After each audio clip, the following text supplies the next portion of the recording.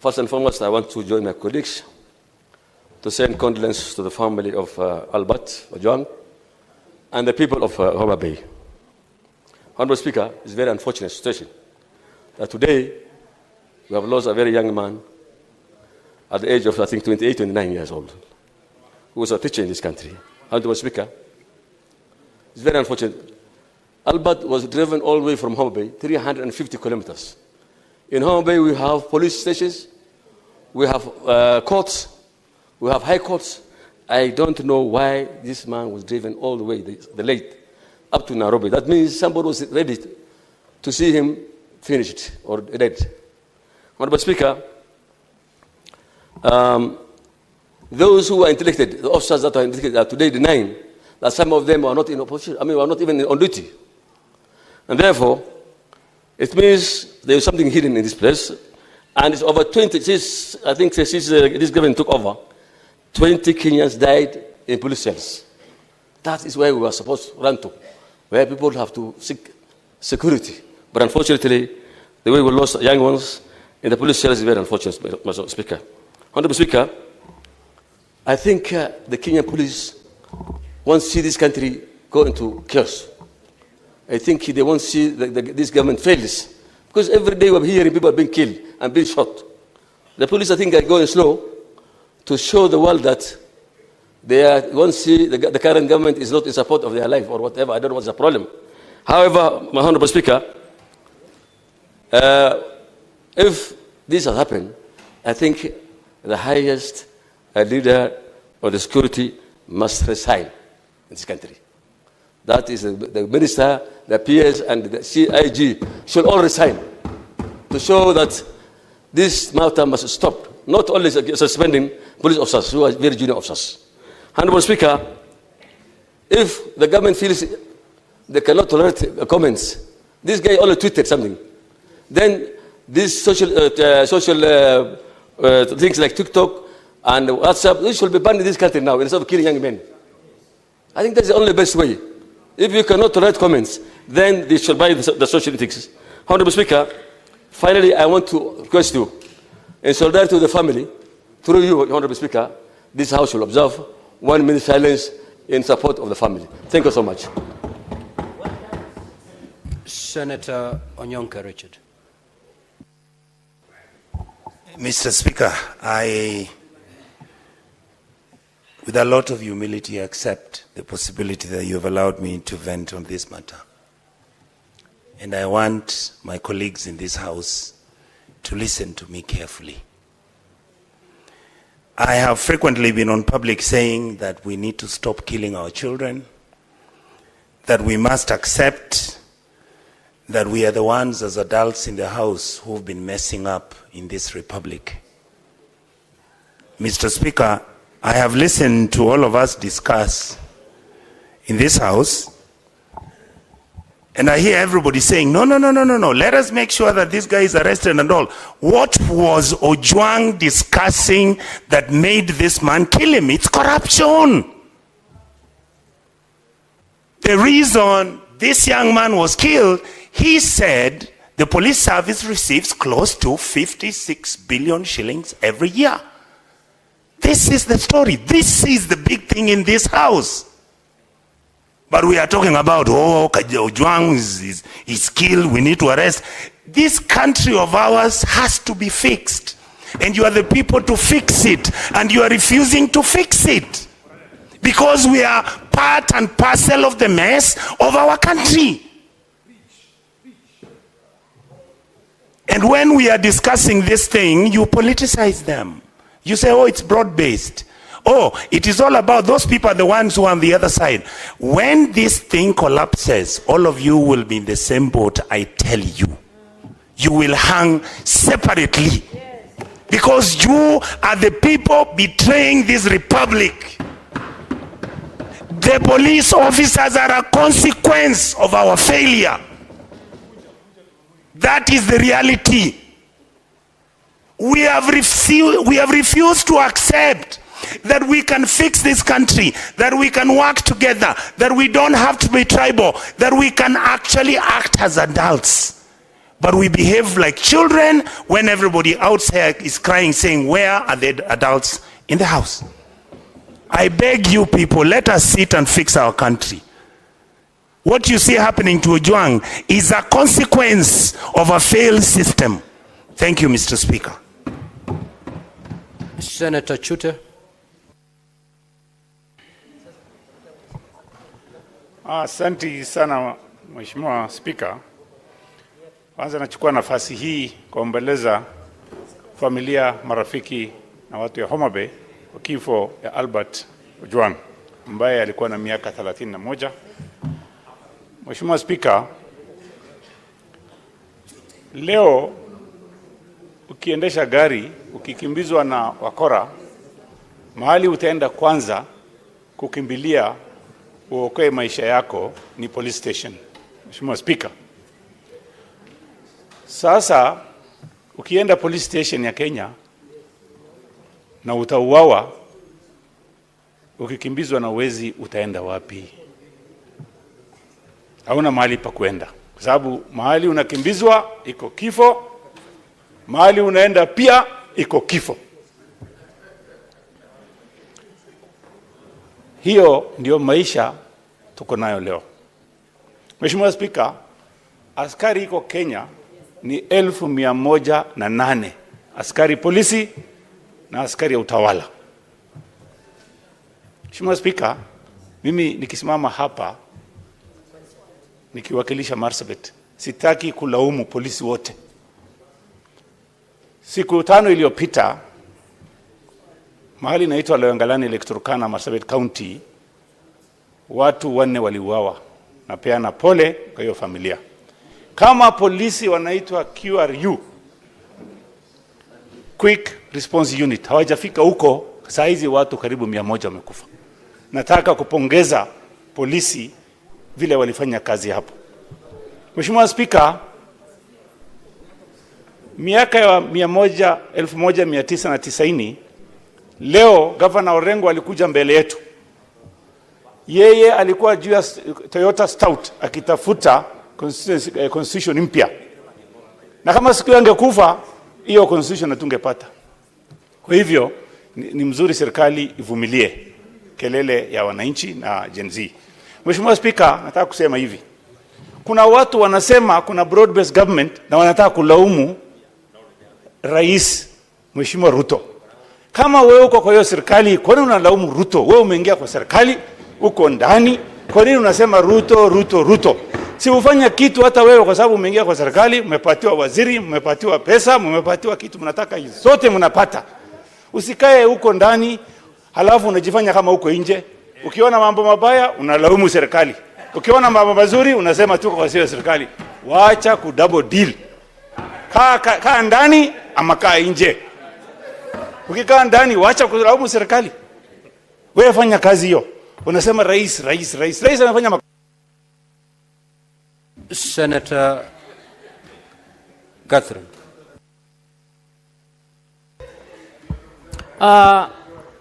Thank you, Honorable Speaker, for this opportunity to speak.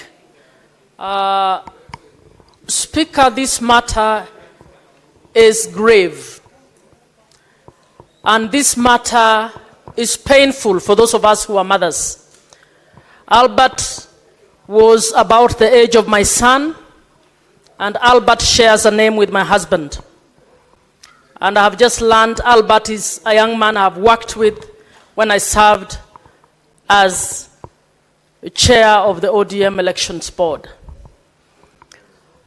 Mr. Speaker, what has happened is serious. And in my view, if not taken seriously, it may very well be the last straw. And I think we need to take this seriously. And honorable colleagues, even as we commend, even as we plan, Honorable Speaker, can you ask Omtata and Kajwang to tone their voices? Even as we plan to call the IG, honorable colleagues, I want to ask you, is IG capable of investigating this case? I don't think he's capable of investigating this case. Mr. Speaker, I think the DIG need to do this country a favor. He needs to resign. As the first step of showing respect to the family of Albert Ojwang, the DIG needs to resign. He doesn't even need to go through the process of being fired. Mr. Speaker, secondly, I don't think the IG is capable of investigating this case because it is his number 2 who was supposed to be a complainant over a freedom of expression issue. I'm asking that we consider this matter being guided as an inquest so that somebody other than the IG or the DIG deals with this matter. And I'm asking colleagues to put their heads together to seriously consider so that we can get justice for this family. And for those of you who are close to the president, please give him this advice. This may very well be the last straw in this country. I think it is sad for this family. No, I'm not threatening anybody. It is sad for this nation and it is painful. Anybody who is a mother, anybody who is a father feels that this is not acceptable. Senator Methu. Thank you very much, Mr. Speaker, sir. Thank you very much, Mr. Speaker, sir. I'm being disrupted by my cousin, Senator Sifuna. Mr. Speaker, if the tears of the father of Albert Ojwang do not prick the concerns of the members of this House, Honorable Speaker, I do not understand what will ever prick our concerns. Honorable Speaker, I must also inform the House that I went to school with Albert Ojwang at one university. When I graduated in 2017, it was a first year. Mr. Speaker, how fragile are the egos of the people who have been tasked with the security apparatus of this republic, that a person of the stature of the Deputy Inspector General, who has a training, and I've seen that he has a master's in counter-terrorism, a man who is trained to deal with terrorists, cannot deal with just a Facebook post, Honorable Speaker, that he had to send for this young man on a weekend. Mr. Speaker, there is no record that Albert Ojwang was summoned to appear in any police station and he said no. He was being arrested on a weekend. His parents were there, actually, Mr. Speaker. Their father was coming to Nairobi with the title to come and secure the bond or the bail of his son, only to be given the body of his son in a body bag, Honorable Speaker. I am wondering, Honorable Speaker, even as we speak about the people we are speaking about, Mr. Speaker, did you actually see that the complainant in this particular case, DIG Eliud Lagat, was standing behind the Inspector General of Police when they are saying that they are starting the investigation, Honorable Speaker? How would a person whom, in my opinion, is the lead suspect in the murder of Ojwang be standing right behind the people who are expected to investigate, Honorable Speaker? Mr. Speaker, number 2, I also would wonder how cold and how heartless is the heart of the president, that to this minute, he has not even issued a condolences. Everything is running on in the country like nothing has happened, Honorable Speaker. We have not even seen the condolence message of the Minister of Interior. If the president wants the young people to actually believe that he loves them, as he has been saying, Honorable Speaker, he must crack the whip on this person, Eliud Lagat. And I would ask, Mr. Speaker, who is this person that is protecting Eliud Lagat? How powerful is Eliud Lagat that he has or can commit a crime of this magnitude, Honorable Speaker, and continue serving as the Deputy Inspector General of Police, Honorable Speaker? Even as we require them to come to the House, him should have done this country a favor by resigning. In a democracy that is working, Honorable Speaker, Eliud Lagat cannot and should not be serving as the Deputy Inspector General of Police, Honorable Speaker. Finally, the life of Ojwang is as important as the life of Ongondowere, Honorable Speaker. In 2 days, the PS for Internal Interior was giving an update of what has happened, including the arrest of suspects. Senator Isaboy.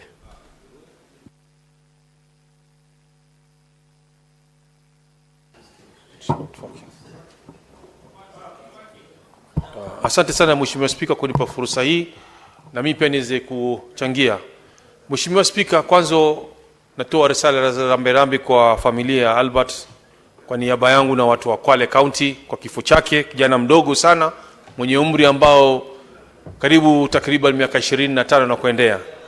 Ni jambo la kusikitisha sana kwa sababu huyu kijana ambaye alikuwa akisomea huko Pwani University akamaliza. Baba yake alikuwa ni mtu wa kufanya kazi katika timbo za mawe kumsomesha mtoto wake, na akahitimu akapata kazi na sasa amekuwa mwalimu huko. Lakini kisanga hichi kilipotokea, ulimwengu mzima na nchi nzima ya Kenya imehuzunika kuhusu kijana huyu, kifo chake. Yangu ni kusema tu uchunguzi ufanyike na haki ipatikane kwa familia yake, na wale waliohusika sheria ichukuliwe mkononi mwake. Asante sana Mheshimiwa Spika. Senator Veronica. Honorable Speaker, thank you for giving me this opportunity. And I want to also thank Senator Eddie for bringing this very important statement before the floor of this House. Honorable Speaker, I want to believe this is a dream. I have never imagined in my whole life, even as a trained advocate, that an accused person, accused of a misdemeanor, not a felony, not a category of an offense, which is so serious, and there would not be even a justification for any suspect charged with a serious offense to be killed within the precincts of a police station. I want to believe it's a dream that Albert was actually picked by persons who identified themselves as police officers, picked from his home, handed over to the hands of police officers by his parents, and the parents knew they are following him behind to help him and assist him secure a bond so that he can stand trial. And he's taken to a police station, Honorable Speaker, and after a few hours, Albert dies from head injuries, neck compression, multiple soft tissue trauma, and pathologist has ruled out self-inflicted injuries. I think it is very sad, and I must admit it must not happen to anybody within the Republic of Kenya. Honorable Speaker, the other day, Boniface Mwangi, the activist who went to Tanzania, together with his friends, people sometimes whom we don't even support, were tortured in Tanzania. And Kenyans were up in arms because of how the police in Tanzania behaved. How much more, Honorable Speaker, when Kenya is the lead in matters democracy, in matters of expression, political expression, how much more responsibility must the police take to deal with suspects within the constitutional parameters that they are given in the Republic of Kenya? I just want to take one moment, because I have worked in a police reform program with the Laikipia University, where we were introducing human rights to the police, that any time an accused person is arrested, they have rights under the Constitution. The Bill of Rights defends them, and I want to condemn in the strongest terms possible the killing of Albert Ojwang within the precincts of a police cell. It's embarrassing, and whoever did it is actually sabotaging the government of the day. It is very wrong, Honorable Speaker, and action must be taken, exhaustive investigations carried out, and whoever is culpable must be held liable. Let IPOA now do its work, and we are looking out, Honorable Speaker, to see that IPOA for once can hold police officers, Honorable Speaker, responsible for any. Senator Beatrice Akinyi. Honorable Speaker, a country that kills its young people is a country that kills its future. Honorable Speaker, just the last 1 week, I was here as a proud leader from Homa Bay County. And Honorable Speaker, I shared with this House our happiness from the celebration of Madaraka in Homa Bay County. But this morning, Honorable Speaker, I asked myself, was this the celebration we had in Homa Bay County on the 1st of June, Honorable Speaker?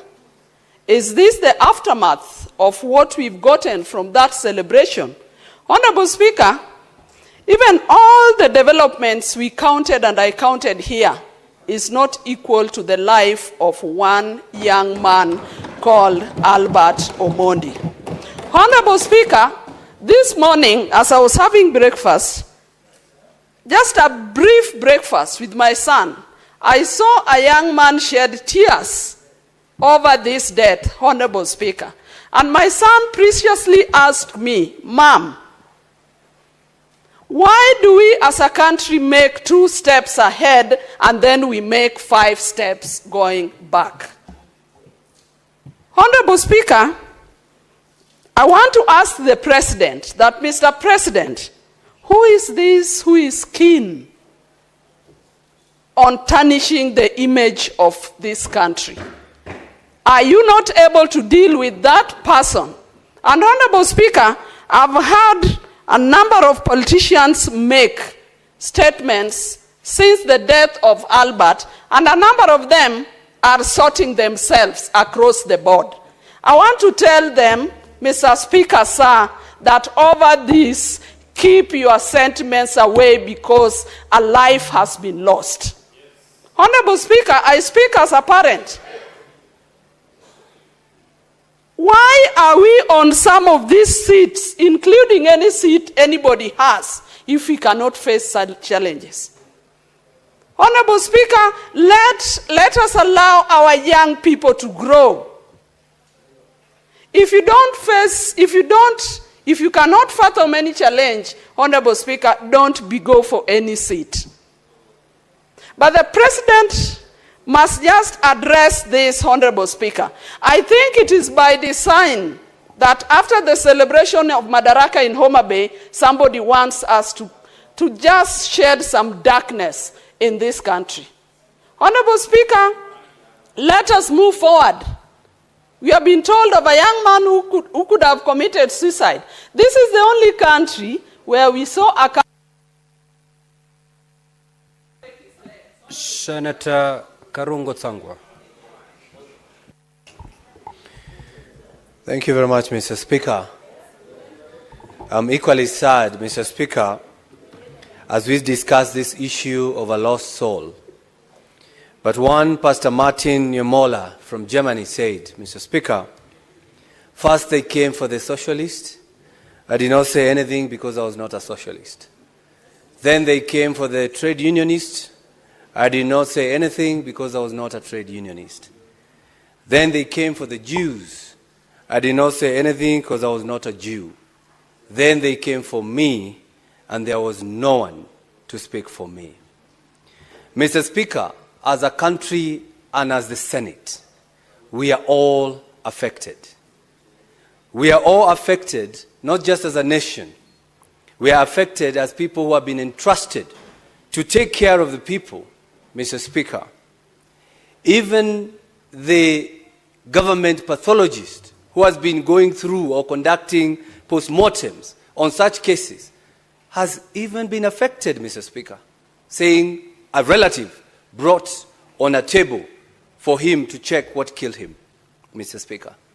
I think as a country and as this Senate, we must give an ultimatum, Mr. Speaker, that by 25th June, Mr. Speaker, if this Senate has not done anything, if this Lagat DIG has not resigned, Kenyans should come out on 25th as a Memorial Day to come in large numbers, Mr. Speaker, and deal with whoever, Mr. Speaker, is not doing what it's supposed to do.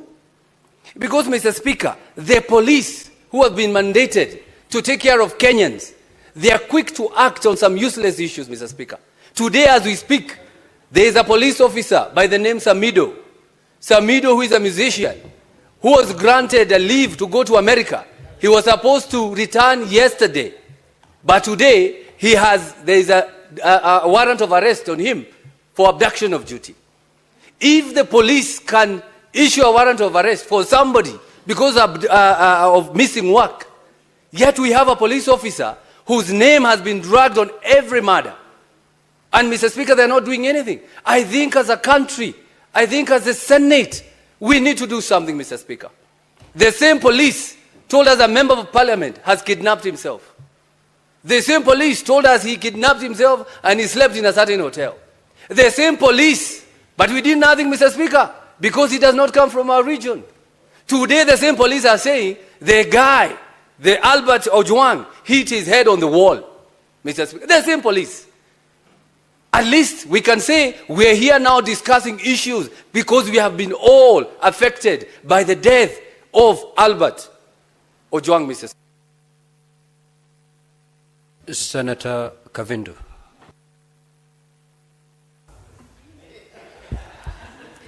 Asante Bwana Spika kwa kunipa fursa hii niweze nami kutia sauti yangu kwa hili jambo ambalo Bwana linahuzunisha sana zaidi.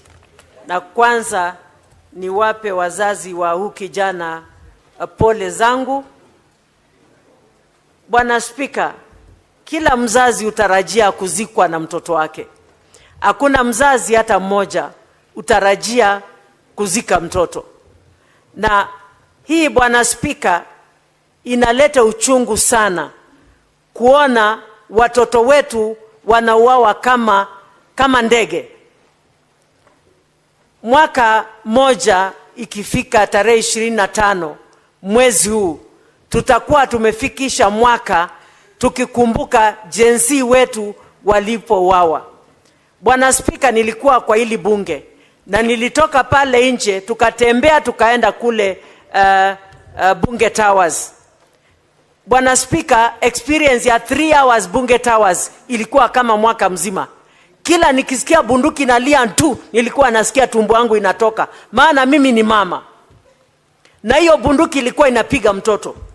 Sasa tunaongelea mtoto ambaye ameuawa na watu ambao wanastahili kuwa wanalinda kila mwananchi katika hili taifa.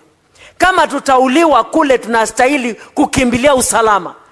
Basi tutapata usalama wapi Kenya hii? Ni kuonyesha taifa letu limeanguka kabisa.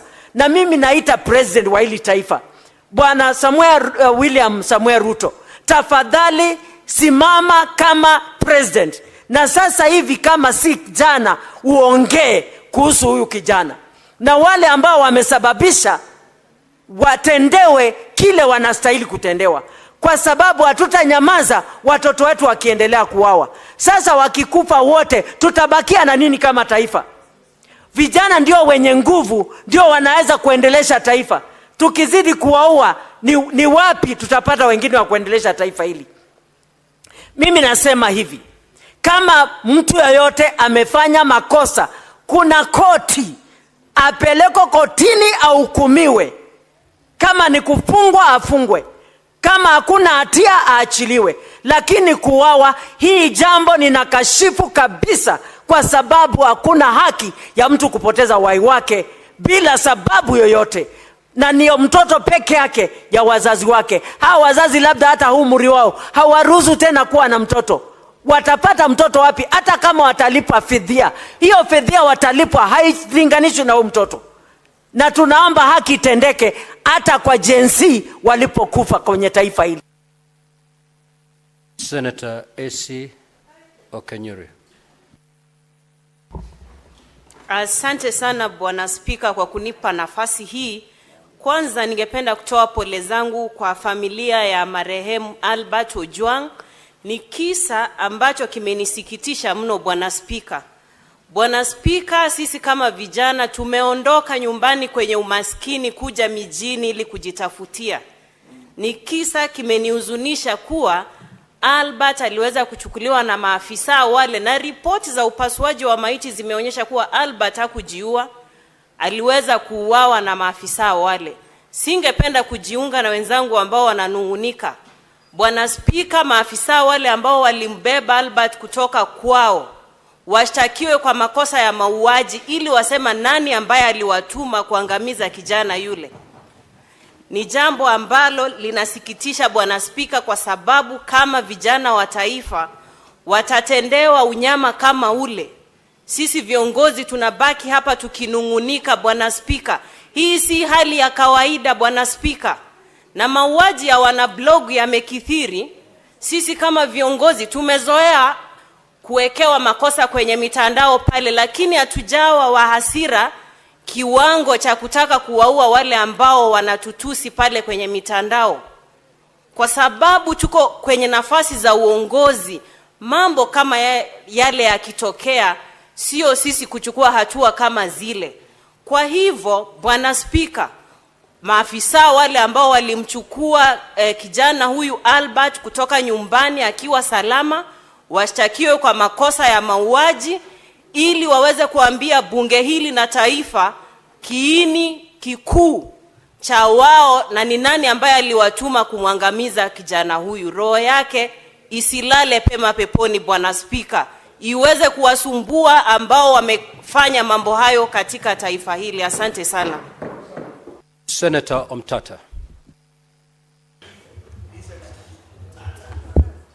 Mr. Speaker, sir, to begin with, I just want to read Article 238 of the Constitution, Clause 1. It reads, national security is the protection against internal and external threats to Kenya's territorial integrity and sovereignty, its people, their rights, freedoms, property, peace, stability, and prosperity, and other national interests. Clause 2A says national security is subject to the authority of this Constitution and Parliament. Parliament has the power to investigate this crime. And we have gotten to a point whereby we should form a parliamentary committee of inquiry to be guided by the inquiry. And that committee should get to the ground and call witnesses and unearth this problem. If you look at the Commission of Inquiries Act, it's another guide. If you can ask the President to form the committee, if he can't, Parliament can constitute itself into a committee. When J.M. Kariuki died, Parliament constituted a committee of inquiry, and there's a tradition in this House that we have been able to inquire matters like this. So given the weight of this matter, my submission is that Parliament should investigate this matter. The police have nothing to investigate. Yes, please. Senator Omtata, would you wish to be informed by the Senator for Migori? Yes. You may proceed, Senator Eddy. Mr. Speaker, my brother Senator Omtata has called for the formation of I'm very emotional, Mr. Speaker, you'll forgive me. He has called for a commission of inquiry on the death of a young man when it is a matter of public understanding that there is somebody who has been alleged to have reported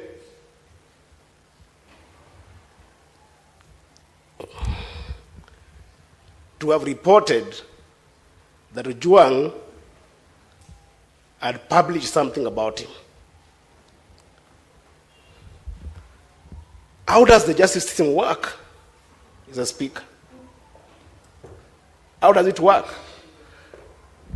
Senator, can it be... Senator Eddy, what is this information that you'd wish to share to aid Senator Omtata's contribution? What I want to share with Senator Omtata is there is a serious person who works in the police rank who had an issue with this young man, and there's nothing to inquire about him. At the very least, let the young people in Kenya see that at least this person is behind bars, or at least has written a statement for which can form a basis for any kind of inquiry. There is nothing to inquire about a DIG who had an issue with this young person, Mr. Speaker. What is there to inquire? Senator, and is the one who sent for him, Mr. Speaker. What is there to inquire? Senator Eddy, I've given you some latitude because we wanted to know, to understand the information you wanted to volunteer. Nevertheless, Senator Omtata, if that is helpful, you may proceed. Well, it is helpful to the extent that you have not seen the tweet. Personally, I have not seen the tweet that has been referred to or the insulting statement that is alleged. I have not seen it.